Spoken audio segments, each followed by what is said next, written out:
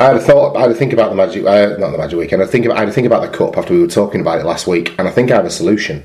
Since we were talking about clubs making it something, trying to buy people in or trying to get people to buy into it, why not build the cost of hosting a game or two into the cost of your season ticket when you market it, and just say to people, if we're drawn at home, use your season ticket. Well, most clubs can do that. Wigan can't because they never have a pitch for the cup round. That's a good point. But more broadly, that might be a way to go. And then stick an extra tenner on the cost of your season ticket. Or make it like a thing that's free school entry one. Yeah, I don't know. Exactly. I'd be going to all the primary schools, dropping tickets off if I was manager at a rugby league club, to get people through the door and use it as an opportunity. And I just hope clubs start to do that a bit more.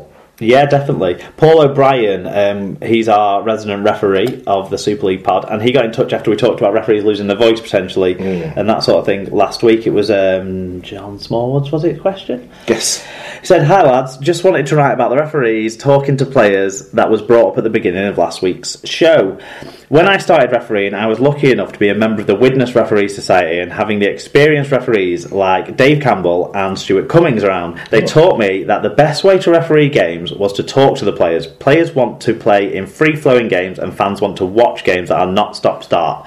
So by talking to the players and man-managing on the field, by telling the players if they are offside or to keep tackles low, it's always been a part of the game. I would come off the field in most games I refereed with a slight hoarse voice. Having a loud voice helped in some aspects, but I found treating players with respect that I wanted back often worked well too. Working with the team captains also helps. The referees appear to talk to the players a lot more with the tackling that has been brought into the game by calling surrender and dominant, so fans probably notice it and more, especially as all the refs are mic'd up as well. Hope this is useful. Keep up the good work." Yeah, tremendously useful. Thank you, Paul.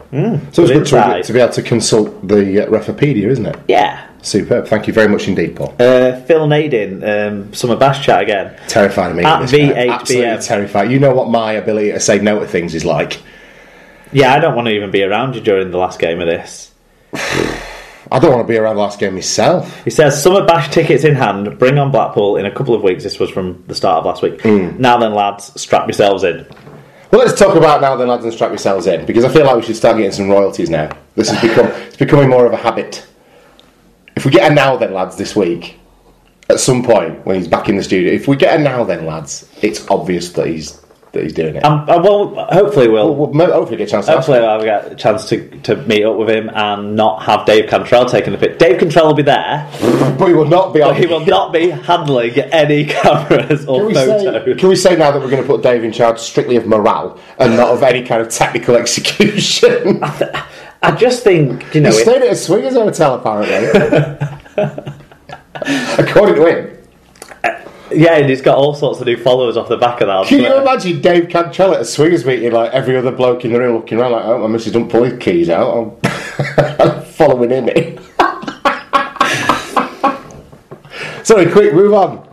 So shall we cover our bash chat now? So we're going to let's have a bash chat. We're going to be at Blackpool both days. Yes, we are. We're going to be there from the start. Yes, we are. Days. We'll be tweeting and Instagramming. We're going to be in the North Stand. Yes. And I don't know if we'll be as free-flowing between the stands as it's been before, especially with... in light of everything that's been going on. And with Hull KR being a sellout in their end. Yeah. And, maybe bringing a few more fans than we've seen over summer bashes.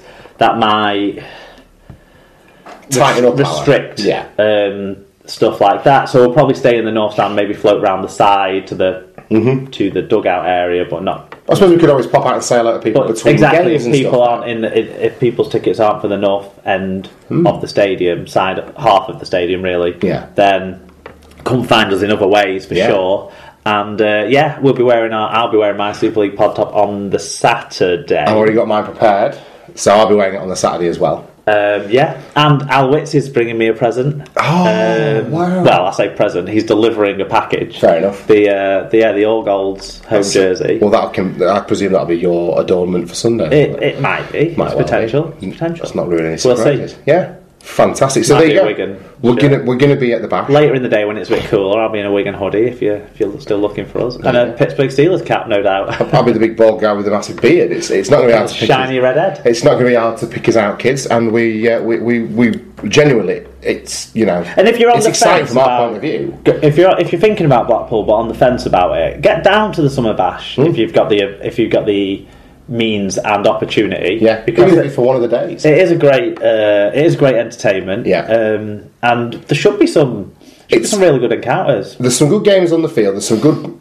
matches in the offing. But the thing I like about the day is that there's a real communal rugby league feel to it as well. The players are all milling about half the time. You'll bump into people that you know and have seen at other grounds, and it's just it's a genuinely good spirited day out. I like that we're around fans that we don't see very often. I mean, obviously I've been to a few championship games this year, but not loads. But you get to be around fans that you don't spend a lot of time around as a Super League season ticket holder, which is great fun.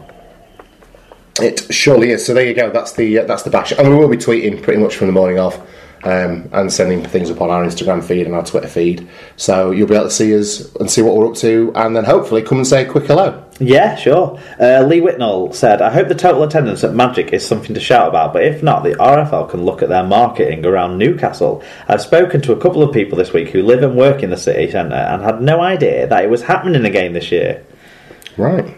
Well, that's not great, is it? But they still talk of, big sales from within an hour of the stadium location. Right. So that still sounds positive year on year in Newcastle. Whether they'll still be at Newcastle, maybe we can have a quick chat about that. This year's crowd was 65,407 in total, the 2 days added together. That was the worst at Newcastle, but still the third best all time. So there you go. So, and when you think about it, the Newcastle 3 have all been during the new era, so 6 teams each, whereas there was 8 teams at 6 games, whereas there was 4 games, 7 games. There's 12 teams. Yes. God, my maths has gone to shit.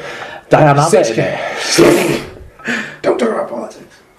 Or for total sake of balance, every single Tory MP from the last 2 weeks. But I'm very much enjoying the Theresa May cartoons where she's Mr. Burns. I like Theresa May's photo case book on Facebook. But anyway, no. There are less games. Yeah, so there's less games, there's less teams to bring along. 12 instead of 14 that you had for the licensing 6-year stretch. Yeah. Yet it's outperforming those crowds. So, there must be something wrong in the amount of money that the RFL are getting from it, or the amount of effort they're having to put into it, or something that is thinking that they'll go elsewhere. Yeah. The one thing I do feel a little bit disappointed by, but I understand people are different, people have different agendas and stuff with these things, is the people who only watch their team play sort of people. Well, yeah, but I think it depends what you're going for. I've nothing against people going and having a weekend away and making it rugby league's big day out, and there's fan park stuff and going and having a beer, getting in for your game and then going out and getting on it. There's a lot of people who go and do that and just enjoy being around that number of rugby league fans. That's quite unique. From my point of view, I'd want to get my money's worth for my ticket and go and see as much rugby league as I could. But you and I both tend to have a drink while we're there and drinking the ground. So all I'm thinking is, from the RFL's perspective, are they not now getting to the point where they don't want to see empty seats consistently during the games? Possibly, yeah.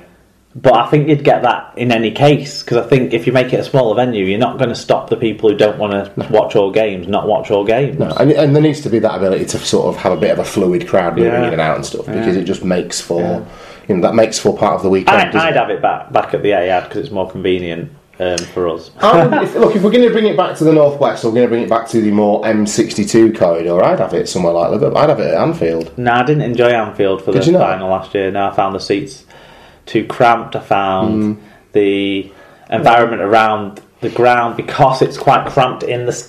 I don't know what it's like in the big newsstand, and I don't know what they've done under the cop these days or whatever, but in the small stand we were in, it didn't feel like there was much room to have an atmosphere. And obviously you'd have the fan park outside, but what I like most about the Etihad is, especially that bottom bowl, is that it flows all the way around. That's true. It is a more modern stadium, isn't it?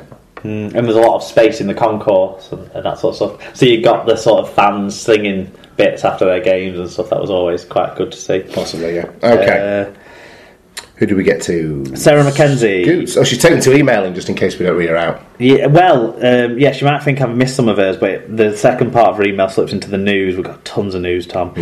She says, thoughts on Magic Weekend. It's not much fun when your team doesn't turn up to play and you're surrounded by other fans who have seen their teams play well. I love St James's as a venue, though. Great location in the city centre and the locals love us being there. Lots of conversations with people about it when walking around. I just wish Joshua didn't feel it necessary to throw up on the way home from Newcastle every time. Oh, I'm sure he doesn't feel it necessary.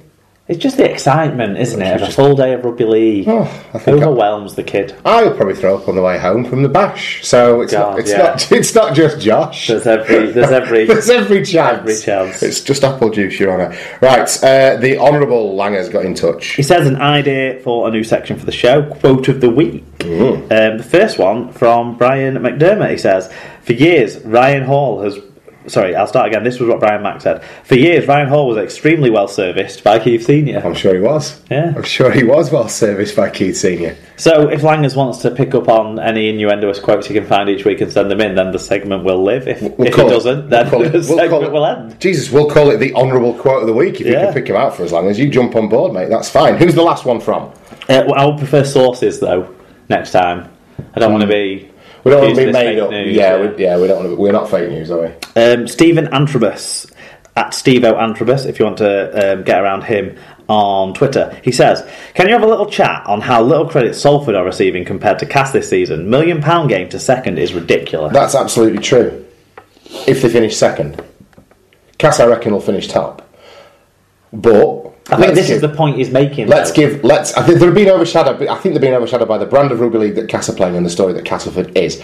However, Salford's achievements this year are up there with what Castleford are doing in terms of not necessarily the product on the pitch, but the results that it's yielding. I think they're putting in some good performances. No, absolutely they are. It's probably.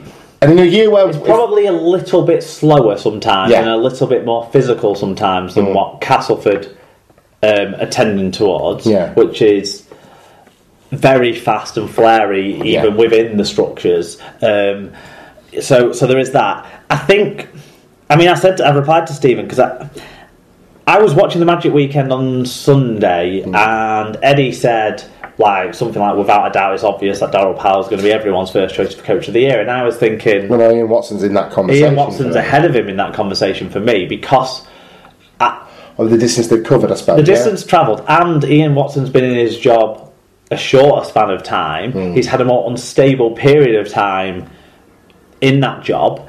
He has probably more inside pressures within